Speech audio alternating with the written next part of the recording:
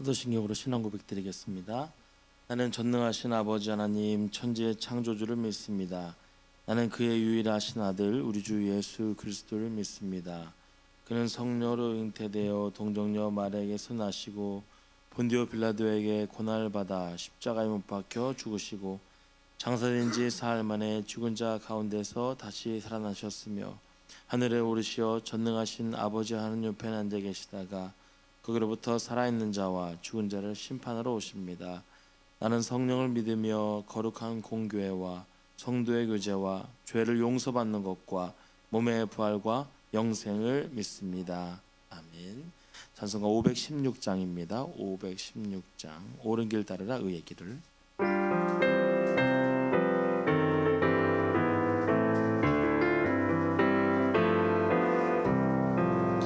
옳은 길 따르라 의의 길을 세계 만민이 참된 길 이 길 따라서 살기를 온 세계에 전하세 만 백성이 나갈 길 어두운 밤 지나고 동튼다 환한 빛 보아라 저 빛 주 예수의 나라 이 땅에 곧 오겠네 오겠네 주 예수 따르라 승리의 주 세계 만민이 나가 길과 진리요 참 생명 내 창검을 부수고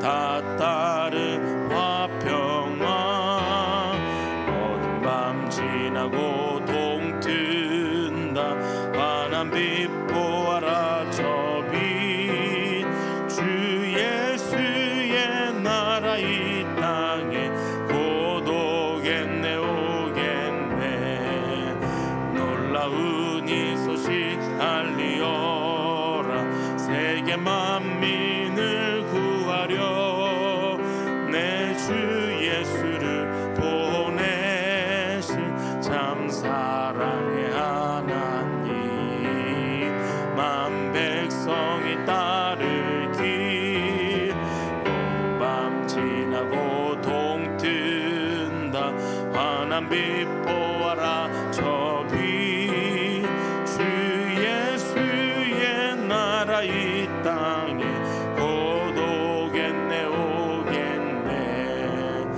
고난 길에 치고 찾아온 길 많은 백성을 구한 길 모두 나와서 믿으면 온 세상이 마치네 이 진리에 살겠네 어두운 밤 지나고 동튼다 환한 빛 보아라 저 빛 주 예수의 나라 이 땅에 곧 오겠네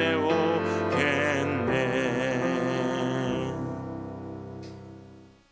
우리에게 주신 하나님의 말씀 요한복음 14장 1절에서 14절까지의 말씀입니다.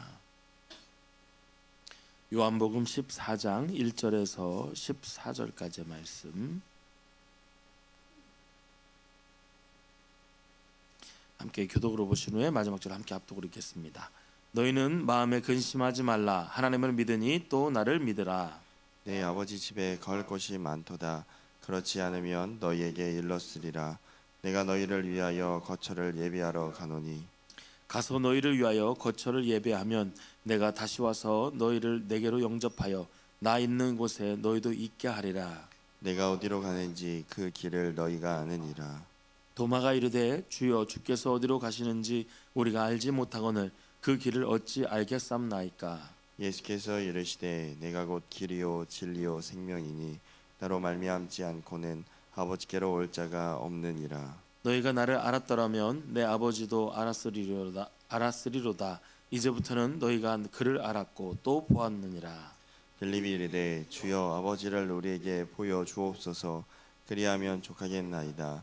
예수께서 이르시되 빌립아 내가 이렇게 오래 너희와 함께 있으되 내가 나를 알지 못하느냐 나를 본 자는 아버지를 보았거늘 어찌하여 아버지를 보이라 하느냐. 내가 아버지 안에 거하고 아버지는 내 안에 계신 것을 내가 믿지 아니하느냐. 내가 너희에게 이르는 말은 스스로 하는 것이 아니라 아버지께서 내 안에 계셔서 그의 일을 하시는 것이라. 내가 아버지 안에 거하고 아버지께서 내 안에 계심을 믿으라. 그렇지 못하겠거든 행하는 그 일로 말미암아 나를 믿으라. 내가 진실로 진실로 너희에게 이르노니 나를 믿는 자는 내가 하는 일을 그도 할 것이요 또한 그보다 큰 일도 하리니 이는 내가 아버지께로 감이라. 너희가 내 이름으로 무엇을 구하든지 내가 행하리니 이는 아버지로 하여금 아들로 말미암아 영광을 받으시게 하려 함이라. 함께 읽겠습니다. 내 이름으로 무엇이든지 내게 구하면 내가 행하리라. 아멘. 네, 기도하겠습니다. 좋으신 아버지 하나님 은혜를 감사합니다. 지난 간밤에도 저희들을 주님 품 안에서 편히 쉬게 해주시고 또 이 새벽에도 저희들을 주 앞에 불러주심을 감사합니다. 오늘 저희들에게 새날 주시고 또 생명 주시고 건강 주셨는데 이 한 날도 주님과 더불어 동행하게 하시고 주를 기쁘시게 하는 한 날 되게 하여 주옵소서. 이 새벽에도 주님을 사모합니다. 말씀과 기도 가운데 저희들을 만나 주시며 주의 성령으로 충만케 하여 주옵소서. 기도의 영을 부어 주시고 마땅히 간구할 것들로 기도할 수 있게 하여 주옵소서. 주님께 감사의 예물과 또 일천번째 예물을 드립니다. 믿음으로 또 순종으로 감사함으로 드리는 예물을 주님께서 기뻐 받아주시고 약속하신 하늘의 복과 땅의 복으로 충만하게 채워 주옵소서. 주의 은혜로 종의 가정들을 형통케 해주시며 그 자녀들을 축복하여 주옵소서. 예수님의 이름으로 축복하며 기도하옵나이다. 아멘. 이 새벽에도 주의 은혜와 축복이 함께 하시기를 축원합니다. 많이 추우시죠? 네, 오늘 내일 하여튼 주말까지 계속 춥다 그러니까 새벽에 나오실 때 단단하게 잘 입고 나오셔요.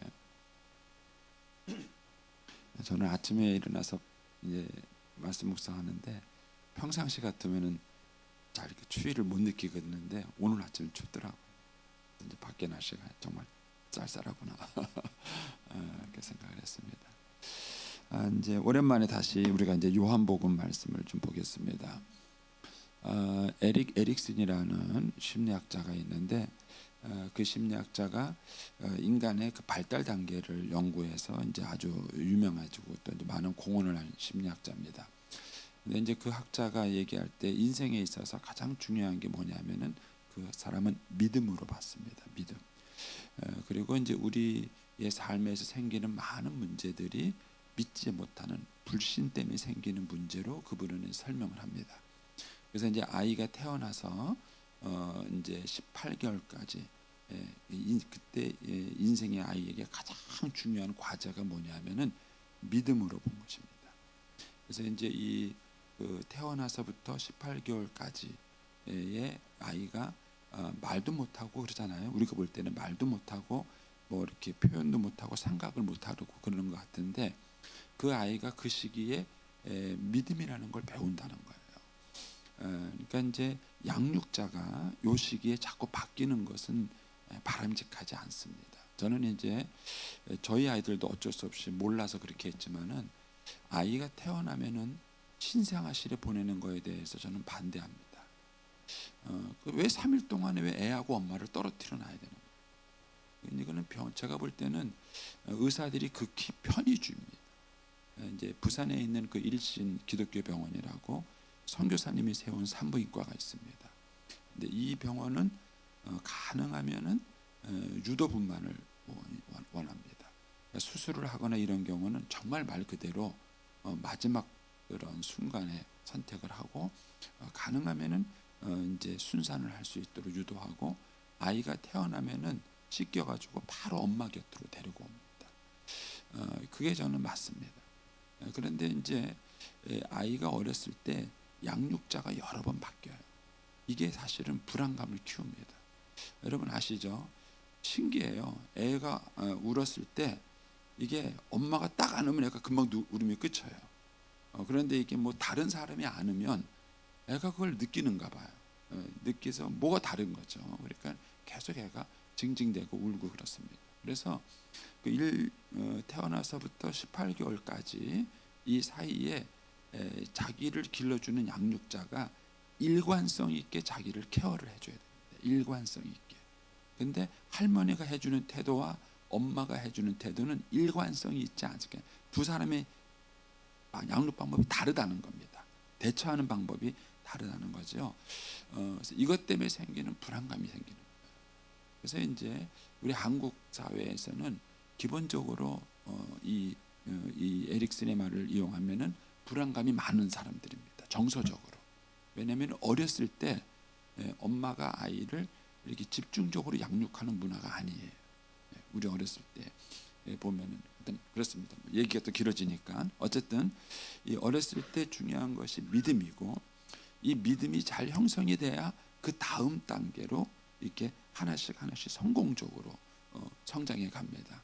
그런데 이때 믿음이 형성되지 않으면 그 다음 단계에 성장해 가는데 문제가 생깁니다.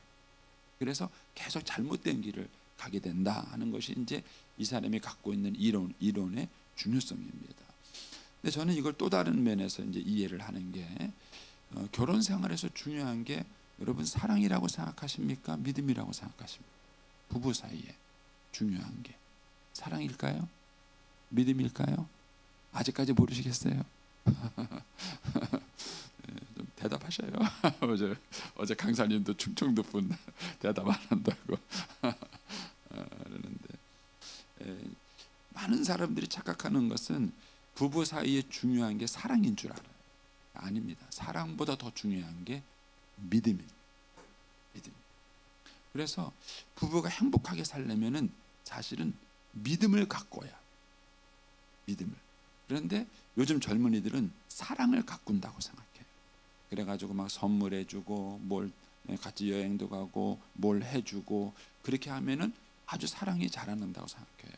그런데 믿음이 생기지 않으면 사랑은 반드시 깨집니다. 이제 예를 들어서 이런 거예요. 아내가 남편을 믿지 못해요. 그런데 남편이 잘해줘요. 그러면은 그 남편이 잘해주는 걸 어떻게 해석할까요? 이 남자가 나를 사랑하는구나, 이렇게 해석하지 않아요. 요놈 딴 여자 있구나, 이렇게 해석하는 거예요. 왜 나한테 이렇게 잘해? 왜 나한테 잘해? 이렇게 생각하는 거예요.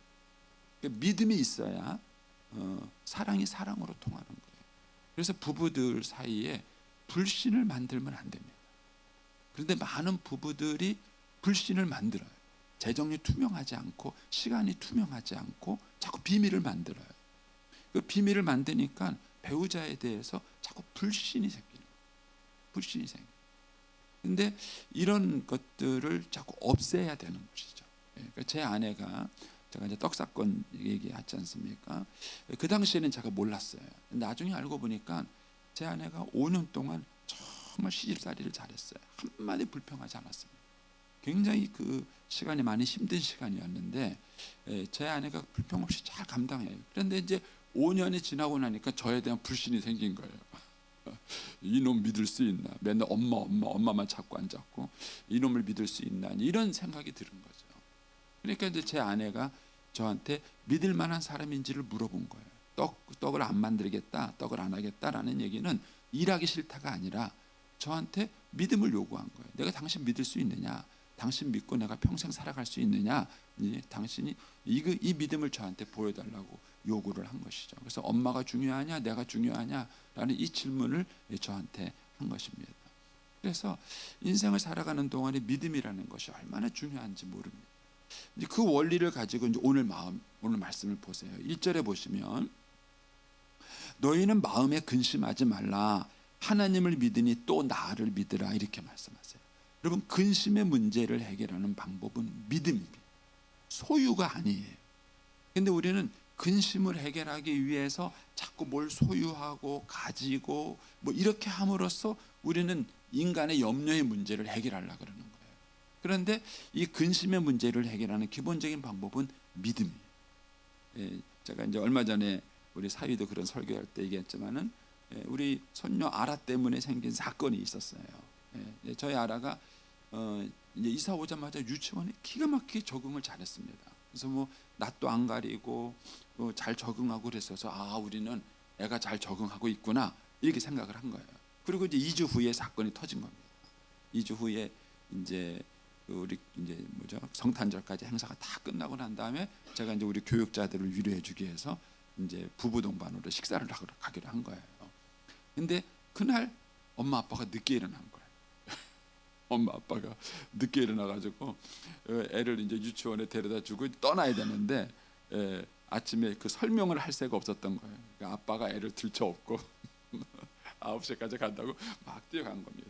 그 시간에 이제 저도 나와 있고 우리 큰 딸도 나와 있고 목사님들 다 나와 있는 거예요. 애가 이제 엄마 아빠 등에 업혀서 뛰어가면서 그 장면을 본 거예요. 그리고는 이제 자기를 유치원에 내려놓고는 사라져 버린 겁니다. 엄마 아빠가. 그리고 이제 평상시 같으면 4시까지 와야 되는데 4시까지 그날 안 온 거예요. 이게 이제 아이의 불안감을 키운 거예요. 불안감을 키운 거예요. 그래서 엄마 아빠에 대한 4시에 와 이걸 몇 번 이제 확인하고 그 시간에 대해서 이제 안 오면은 내가 우는다는 거예요. 우는 거예요. 그래서 요새 이제 그 신뢰를 회복하기 위해서 엄청 노력을 하고 있습니다. 신뢰를. 그러니까 아이들은 어렸을 때부터 이 엄마 아빠에 대한 믿음을 찾는 거예요. 근데 이 믿음이 깨지면 다른 것들이 불안해서 일이 되지 않는 것이죠. 그러니까 그 아이의 근심을 없애줄 수 있는 방법은 믿음을 회복하는.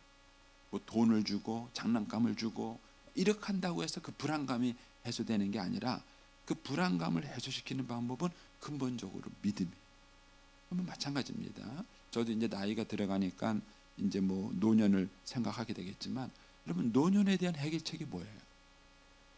연금이고 건강보험 들어두고 뭐 이런 거 해놓으면은 노년에 대한 해결책이 생깁니까? 근본적으로 믿음이에요.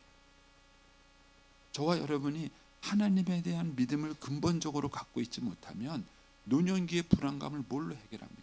자, 이제 연금도 모아놨어요. 건강보험도 잘 들어놓고 실비보험도 잘 들어놓고 아프면 병원도 갈 수 있고 요양원도 갈 수 있고 다 갈 수 있어요. 뭐가 불안하죠?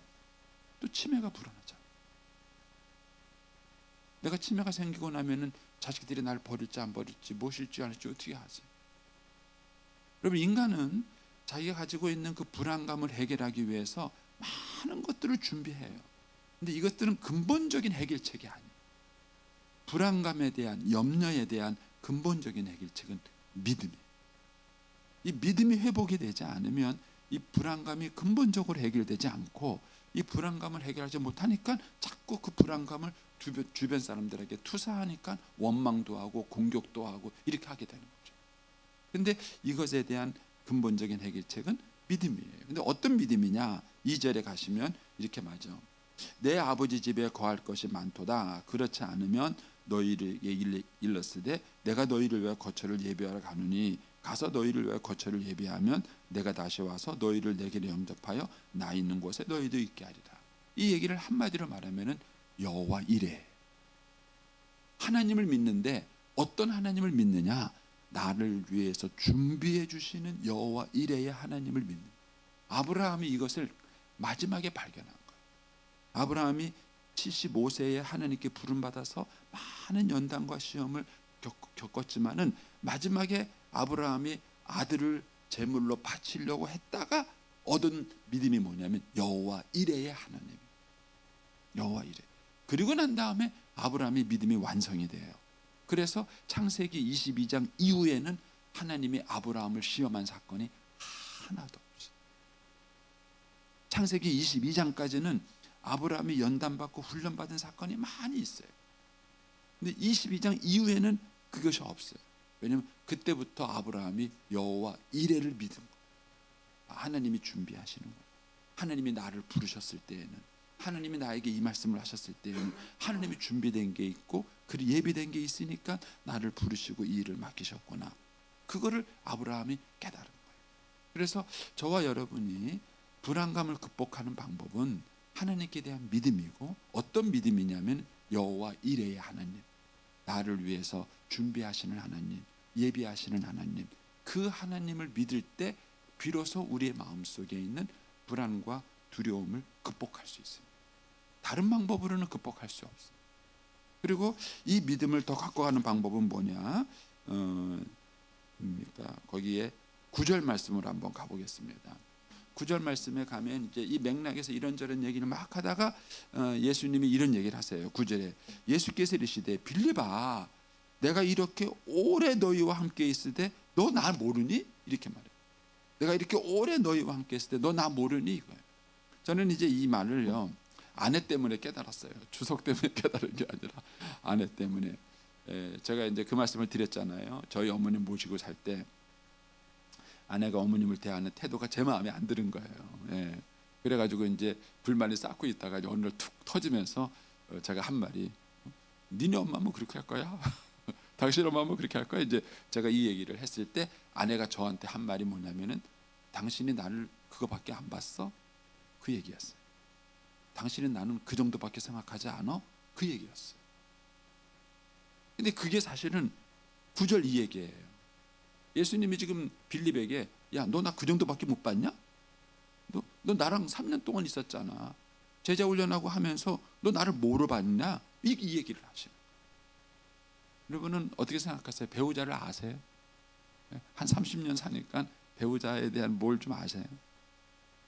제가 그때 그 사건 이후로 깨달은 게 있어요. 내가 아내랑 그냥 사는구나. 그때 그 사건이 있을 때가 아내랑 결혼 25년인가 하여튼 그랬을 때였어요. 그러는데 내가 25년을 아내랑 같이 살고 여러 가지 많은 일을 겪었으면서 그냥 같이 사는 거지. 이 여자가 어떤 여자인가? 정말 이 여자가 이런 여자구나. 정말 믿을 만한 여자구나. 정말 신뢰할 만한 여자구나. 이런 어떤 것들을 적극적으로 생각하지 않았다는 것을 그때 알아요. 그러니까는 당신은 지금까지 나랑 이렇게 살았는데 그밖에 모르냐. 그걸 깨닫게 해주신 분이 하나님이세요. 그러니까 제가 이제 그 아내의 얘기를 들었을 때는 약간 움찔했지만 기분이 나빴지 아내가 말하는 마음의 의도를 잘 몰랐어요. 근데 이제 그 다음 날 제가 이제 큐티하다가 은혜를 받은 거예요. 그래서 여러분 큐티 꼭 하세요. 그 다음 날 제가 이제 말씀 묵상하고 큐티하는데 하나님이 저한테 물어보신 게 그거예요. 성래야, 너 네 아내하고 몇 년 살았냐? 정확하게 기억은 안 납니다. 25년 살았습니다. 제가 이렇게 그러면은 그 25년 동안 내 아내가 너한테 어떻게 했냐 이렇게 물어보시더라고요. 그리고 25년을 쫙 이렇게 들어보니까는요 아내가 저 때문에 고생 많이 했어요. 그리고 저를 위해서 정말 저를 맞춰주고 희생한 게 그냥 그 필름 돌아가듯이 막 쫙 돌아갑니다. 그게 떠오르고 난 다음에 주님이 저한테 물어보시는 거예요. 그런 아내가 네 엄마한테 어떻게 하겠냐 이렇게 물어보시더라고요. 거기에 제가 충격을 받은 거예요. 그런 아내가 네 엄마한테 어떻게 하겠냐. 그러니까 저는 25년의 세월을 가지고 아내를 봐야 되는데 지금 아내가 엄마한테 하는 그 행동 그것만 딱 보고는 제가 아내를 판단한 거예요. 그 얘기를 한 거예요. 거기에 상처를 받은 거예요. 아내는. 당신 날 그 정도밖에 생각하지 않았냐. 그게 이제 아내가 한 말이에요. 근데 여기서 지금 예수님이 이 빌립에게 하는 말이 그거. 나를 못 믿겠다고? 야, 이렇게 오랫동안 너희랑 함께 살았는데 이렇게 오래 너희와 함께 같이 있었는데 어떻게 나를 모르냐? 너 나를 못 믿겠냐? 나를 모르냐? 이 얘기를 하죠. 그럼 이걸 이제 우리에게 적용을 시켜보면 여러분 예수 믿은 지 얼마 되셨어요? 예수 믿은 지가 몇 년이세요? 그리고 그 오랜 세월 예수 믿으면서 예수님에 대해서 뭘 아셨어요? 그러니까 우리 선배 목사님들이 신앙을 잘못 가르친 것 중에 하나가 이거예요. 신앙이라는 것은 하나님을 알아가는 거고 하나님을 경험하는 거예요. 그리고 그 하나님을 알고 경험한 걸 바탕으로 무엇을 해야 되는 거예요. 근데 우리 선배들은 신앙을 행위의 문제로 가르쳤어요.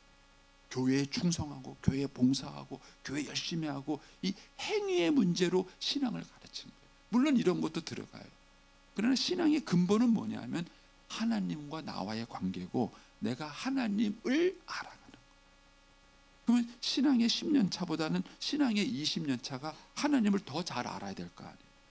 그분을 더 잘 이해해야 될 거 아닙니까? 결국 하나님을 더 잘 안다는 얘기는 하나님에 대한 믿음이 남달라야 된다. 그런데 우리는 그렇게 오랜 세월 하나님과 함께 있으면서도 하나님을 잘 알지 못하는 거예요. 근데 주님이 답답한 마음을 하시는 거예요. 내가 이렇게 오랫동안 나와 함께 있는데, 내가 이렇게 오랫동안 너희랑 같이 지내는데 어떻게 네가 날 모르냐? 네가 날 모르냐? 지금 주님 이 얘기를 하시는 것입니다. 이제 그러면서 이제 거기에 5절로 가보시면, 도마가 이르되 주여 주께서 어디로 가시는지 우리가 알지 못하거늘 그 길에 어떻게 하긴, 같은 맥락인 거예요. 그러니까 도마는 이렇게 오랫동안 있으면서도 예수님을 잘 모르는 것입니다. 그러니까는 예수께서 이르시되 내가 곧 길이요 진리요 생명이니 나로 말미암지 않고는 아버지께로 올 자가 없다. 우리가 눈에 보이지 않는 하나님을 아는 방법은 그 하나님이 성육신하신 예수님을 통해서 하나님을 아는 거예요. 그래서 하나님은 기적 같은 경험을 통해서 아는 게 아닙니다. 물론 그런 기도 응답이나 기적의 경험을 통해서 부분적으로는 하나님을 알 수 있어요. 그러나 하나님이 어떤 분인지, 나를 향하신 하나님이 어떤 계획을 갖고 있는지, 그 하나님을 가장 근본적으로 알 수 있는 것은 뭐냐면 예수 그리스도예요. 예수님을 중심으로 살아요. 저는 이제 제 아내를 보면서 제가 두 가지로 제가 우리 아내한테 고맙게 생각하게 했습니다. 하나는 시집 온 거예요. 이렇게 깨달았어요. 남자들이 장가가는 거하고 여자들이 시집 오는 거는 의미가 다르다는 걸 제가 알았어요. 남자들은 장가가고 또 딴짓합니다. 근데 여자들은 목숨 걸고 시집 오는 거예요. 목숨 걸고 시집 오는 거예요. 이게 다르더라고요. 의미가 다르더라고요. 그래서 저는 이제 이 여자가 나한테 시집 오는 것, 여기서 제가 확인을 해야 돼. 이 여자의 사랑을. 이 여자의 사랑 이미 그건 많은 가능성이 있어요. 가끔 제 아내가 그랬어요. 나 당신 만나기 전에 선 많이 본 거 알지? 그랬거든요, 실제로. 제가 같은 교회 있던 목사님이 제 아내를 되게 좋아하셔서 제 아내를 여기저기 막 이렇게 중매를 해준 적이 있어요. 막. 그래도 저한테 그 얘기를 하는 거죠. 당신만. 근데 어쨌든 그 많은 사람들을 물리치고 저를 선택해서 결혼해 온 거. 이게 이제 아내의 사랑이에요. 또 한 가지는 아내는 늘 저에게 순종을 해줬어요. 순종을 해줬어요. 그게 사실은 사랑이에요. 그러니까 이제 이 예수님께서 말하는 것은 우리가 하나님에 대한 오해가 하나님을 잘못 알기 때문에 그래요. 근데 그 하나님에 대한 오해를 푸는 방법은 예수 그리스도를 중심으로 하나님을 묵상하는 거예요. 그래서 요한복음의 맥락이 그거예요. 태초에 말씀이 계시니라. 이 말씀이 육신이 되어 오셨다. 그분이 누구다? 예수 그리스도다. 이거예요. 그래서 우리가 하나님을 오해하지 않는 방법은 예수님을 중심으로 하나님을 묵상하는 거예요. 그래서 예수님이 길이고 진리고 생명이 되시는 거예요. 그래서 오늘 이 아침에 다시 한번 우리의 믿음을 점검해 보시고, 혹시 내 마음에 삶을 살아가면서 불안감이나 염려나 두려움이 있다면 환경 때문도 아니고 남편 때문도 아니고 아내 때문도 아니에요. 그런 불안과 염려가 있다면 사실 하나님에 대한 믿음이 아직까지 내가 온전하지 못한 것입니다. 하나님을 믿으니 또 나를 믿으라 라고 말씀하신 이 주님의 말씀을 다시 한번 묵상을 하시고, 정말 나를 위해서 준비해 주시는 하나님, 여호와 이레의 하나님, 오늘도 나를 위해서 예비해 주시는 하나님, 그 하나님을 신뢰하며 믿음으로 승리하는 한 날이 되시기를 축복합니다. 기도하겠습니다. 오늘